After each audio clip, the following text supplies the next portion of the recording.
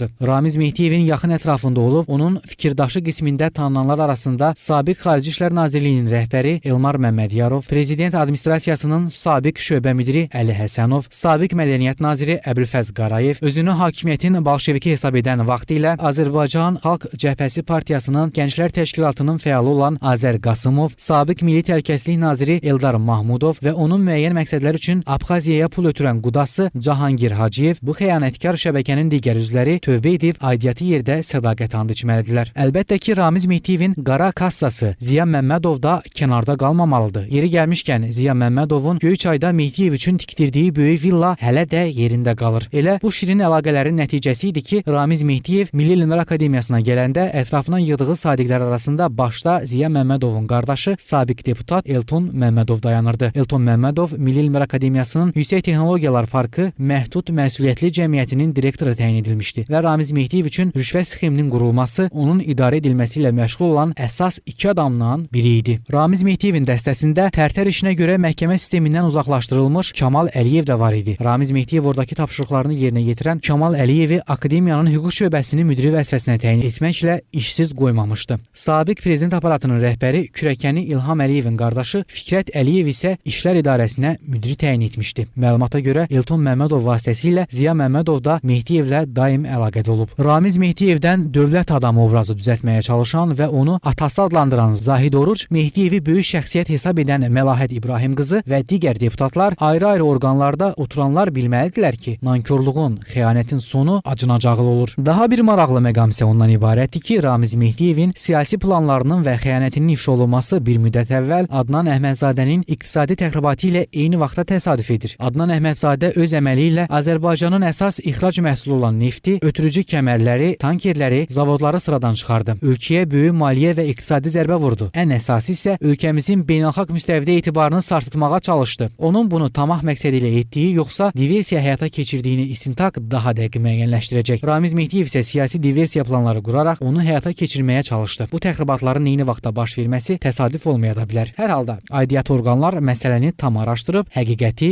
üzə çıxaracaqlar. Ramiz Mehdiyev Azərbaycan Respublikası Təhlükəsizlik Şurasının üzvlüyündən azad edildi. APA-nın əldə etdiyi məlumata görə o yüksək dövlət mükafatlarından da məhrum ediləcək. Onun Milli Elmlər Akademiyasının həqiqi üzvlüyündən və Yeni Azərbaycan Partiyası sıralarından xaric ediləcəyi şübhə doğurmur. Təbii ki, Milli Elmlər Akademiyası və Yeni Azərbaycan Partiyası sıralarında dövlətə xəyanət ittihamı ilə yaşayan birini saxlamayacaq. Ramiz Mehdiyev həyatını yüksək dövlət mükafatları olan bürokratik sistemdə uzun müddət çalışmış, ömrü boyu həsrətində olduğu ziyalı adını qazana bilməsə də, akademik elmi dərəcəsi və Hakimiyyət Partiyasının funksioneri kimi başa vura bilərdi.